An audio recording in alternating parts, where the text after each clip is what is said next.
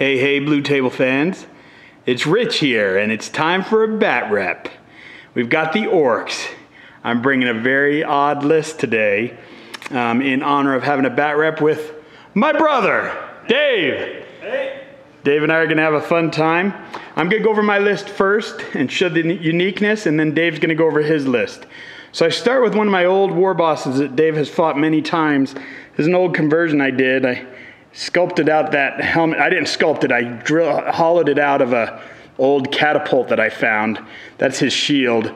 So it gives him his heavy armor, and he's got this huge axe off a Bloodthirster. That is I think it's the Head Wappa's Kill Choppa. It's the relic.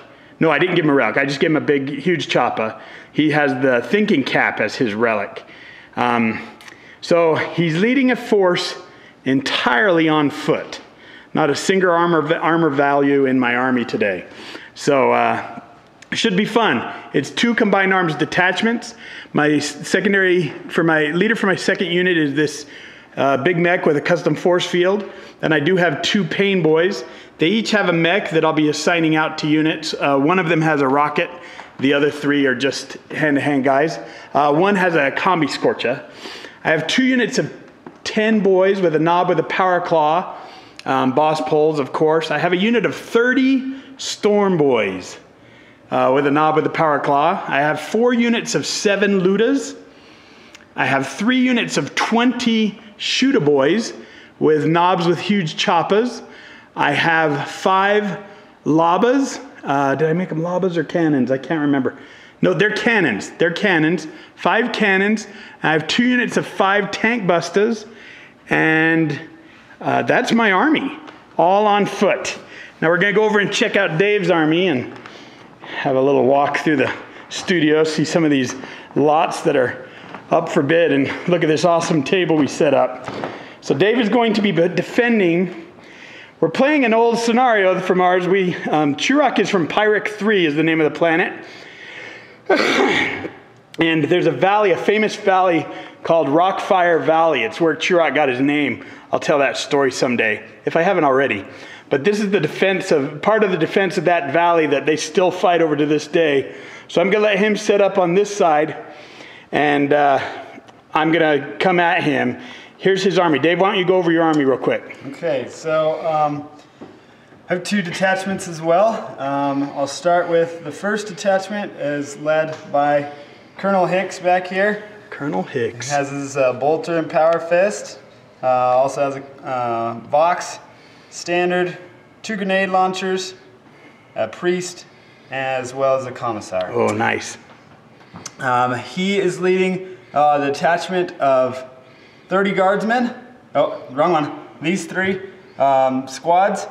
Each of them has just a melt-a-gun.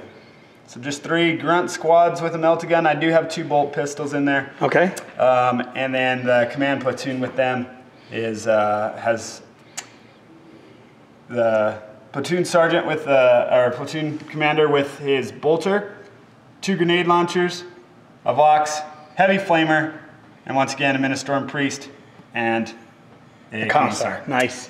And commissar does have power sword there.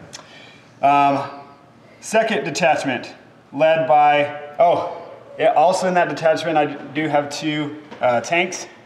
Exterminator, 3 heavy bolters, and Lehman with battle cannon, 3 heavy bolters. Oh, lots of heavy bolters. Next detachment is led by tank commander Pask, but it's a different name for me. What's his name? I was trying to remember the other name from Aliens. The one underneath, not Hicks. Hicks Hudson. Hudson. So this is Tank Commander Hudson. Tank Commander Hudson. Awesome. And so he's in a Punisher with 3 heavy bolters. And then we have an Eradicator with 3 heavy bolters. Old joke from Kids in the Hall. Eradicator there. And then another Lehman with las cannon, 2 heavy bolters. Oh, and man. I also attached to, the first attachment, I have 3 missile launchers and 3 heavy bolters.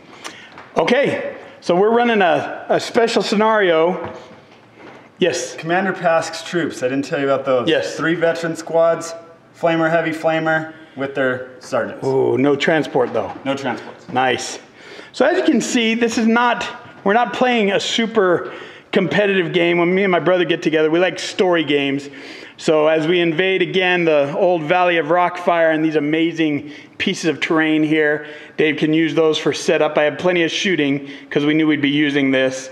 We're going to see if I can make it through that valley. And so for the special scenario, we're going to give for every orc unit that actually gets off that table edge through that pass, I get a victory point. And then other than that, it's just going to be kill points. So that's a straight, easy, simple battle. We're here at the studio. It's late at night, and we wanted to just have a fun game. So that's our scenario, and we'll be right back after deployment. Oh, actually, you know, you have no psychers. Are you rolling warlord traits? Yes.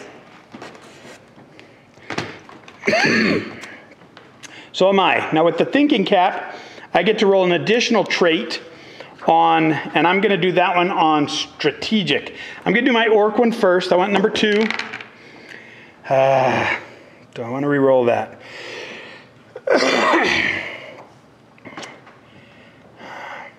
Go ahead and roll yours, Dave. Okay. You know what, I'm going to re-roll that. I got the one I want. Awesome. So all orcs within 12 inches of my warlord, Dave, are going to be able to re-roll failed morale and pinning tests, which is huge for the orcs. So that is great. And then I'll roll my 1 on strategic. And that's a 6. These are awesome orky dice that I was given at Valhalla. So sweet. And I'll have to look up what a 6 is on strategic. I'll be back with that after Dave rolls his. Okay, I have smaller dice. I hope these show up. 3. It's a 3. Draconian disciplinarian. And the Astron Militarium. Units within 12 inches do not take morale tests for suffering 25% or more casualties. I'm going to go ahead and keep that. Okay, so Dave will keep that. We will be right back after deployment. Guys, enjoy this. Shawn will get this up first. This should be a super fun bat rap between brothers who have played for many years. It's great to have my brother down with me, and we should have a lot of fun together. Okay, we'll be back.